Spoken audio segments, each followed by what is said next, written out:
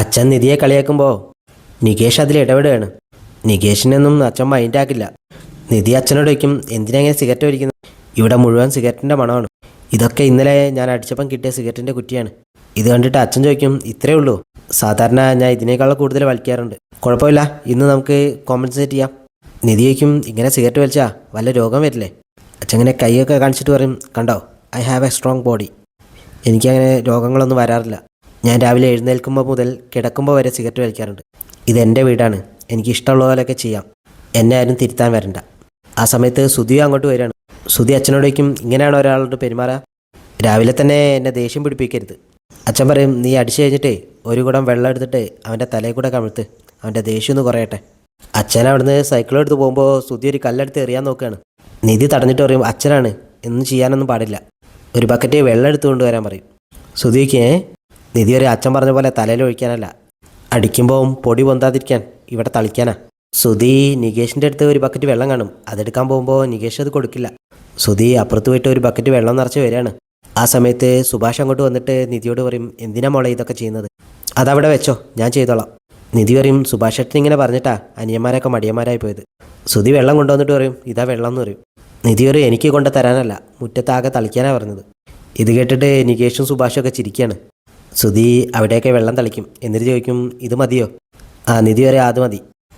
നിധി കയ്യിലുള്ള ചൂല് സുധിക്ക് നേരെ നീട്ടിയിട്ട് പറയും, ഇനി ഇവിടെ ഫുൾ അടിച്ചോ. ഇനി മുതൽ ഇവിടെ അടിക്കേണ്ട ഡ്യൂട്ടി നിങ്ങൾ സഹോദരന്മാർക്കാ, ഓരോരുത്തരും മാറി മാറി ചെയ്യണം. സുധി പറയും, എന്നാൽ ഇന്ന് ഹരീഷ് ചെയ്യട്ടെ എന്ന് പറയും. നിധി പറയും, വേണ്ട, ഇന്ന് ചേട്ടൻ തന്നെ ചെയ്താൽ മതി. ഞാനും സുഭാഷ് ചേട്ടനും കൂടെ ചായ ഇടാം. നികേഷ് പറയും, അയ്യോ ചായയോ, റിസ്ക് എടുക്കണോ? നിധിക്ക്, എന്താടാ, ഞാൻ ചായ ഉണ്ടാക്കിയെന്ന് കുടിക്കില്ലേ? എനിക്ക് ചായ ഉണ്ടാക്കാൻ സുഭാഷ് ചേട്ടൻ പഠിപ്പിച്ചു തരും. ഇല്ലേ സുഭാഷ് ചേട്ടാ? സുഭാഷ് പറയും, പിന്നെ. അവർ രണ്ടുപേരും കൂടി ചായയുടെ അടുക്കളയിലേക്ക് പോവാണ്.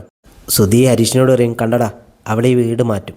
ഹരീഷ് പറയും, അതൊക്കെ ശരിയാണ്, പക്ഷേ എനിക്ക് ഇപ്പോഴും മനസ്സിലാത്തത് ചേച്ചി എന്തിനാ ഇയാളെ ചൂസ് ചെയ്തതെന്നാ. സുധി പറയും, ഇവനെ ഞാൻ കല്യാണം കഴിച്ച അന്ന് മുതൽ തുടങ്ങിയ ഈ അസൂയ. ഹരീഷ് പറയും, നിൽക്കട്ടെ, നികേഷിൻ്റെ അഭിപ്രായം കൂടി ഒന്ന് പറയട്ടെ. നികേഷ് പറയും, എനിക്കും അങ്ങനെ ഒരു സംശയം ഇല്ലാതില്ല, പക്ഷേ നിങ്ങൾ അടിപൊളിയായിട്ട് ജീവിക്കുക, അതൊക്കെ കാണുമ്പോൾ ഞങ്ങൾക്കൊരു സന്തോഷമാണ്. ഹരീഷ് പിന്നെ സുധിയെ കളിയാക്കാണ്. സുധി ചൂലും കൊണ്ട് ഹരീഷിനെ അവിടുന്ന് ഓടിക്കും.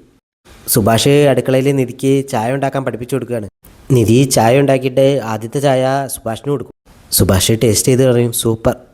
നിധി ബാക്കിയുള്ളവർക്ക് കൊണ്ടെടുക്കുമ്പോൾ സുധി കുടിച്ചിട്ട് പറയും, സൂപ്പർ ചായ, സുഭാഷ് ഏട്ടൻ ഉണ്ടാക്കുന്നതിനേക്കാളും നന്നായിട്ടുണ്ട്. നികേഷും കുടിച്ചിട്ട് നല്ല അഭിപ്രായം പറയാണ്. സുധീഷ് അവൻ്റെ ഫ്രണ്ടിനോട് ചോദിക്കുകയാണ്, നിൻ്റെ അച്ഛൻ്റെ കൺസ്ട്രക്ഷൻ കമ്പനിയിൽ എൻ്റെ ഭാര്യയ്ക്ക് ജോലി കിട്ടും?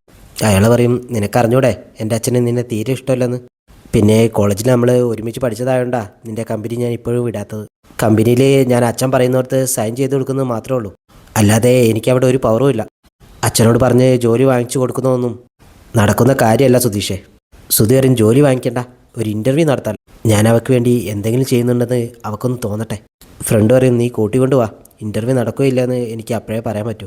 സുധി അത് സമ്മതിക്കുകയാണ്. നിധി നികേഷിനോട് ചോദിക്കും, ഫ്രീ ആണോ? നികേഷ് പറയും, അതെ, നമുക്കൊന്ന് അമ്പലത്തിൽ പോയാലെന്ന് ചോദിക്കുമ്പോൾ നികേഷ് സമ്മതിക്കും. നികേഷ് പോയിട്ട് ഡ്രസ്സൊക്കെ മാറ്റി വരും. അവർ അമ്പലത്തിൽ പോയിക്കൊണ്ടിരിക്കുമ്പോൾ നിധി ചോദിക്കും, നികേഷ് അമ്പലത്തിൽ പോകാറുണ്ടോ? നികേഷ് പറയും, വർഷത്തിൽ ഒരിക്കലൊക്കെ പോകും. നിധി പറയും, എനിക്ക് ആകെ പോകാൻ സ്വാതന്ത്ര്യമുള്ളത് അമ്പലമാണ്. അതെന്താ വർഷത്തിൽ ഒരു പ്രാവശ്യം? നികേഷ് പറയും, പിറന്നാളിന് സുഭാഷ് ഏട്ടൻ കൊണ്ടുപോകും. ഞാൻ അമ്പലത്തിൽ അധികം കയറാറില്ല, ഞാൻ വിചാരിക്കുന്നതൊന്നും നടക്കാറില്ല, പക്ഷേ ഇനി മുതൽ പോവും.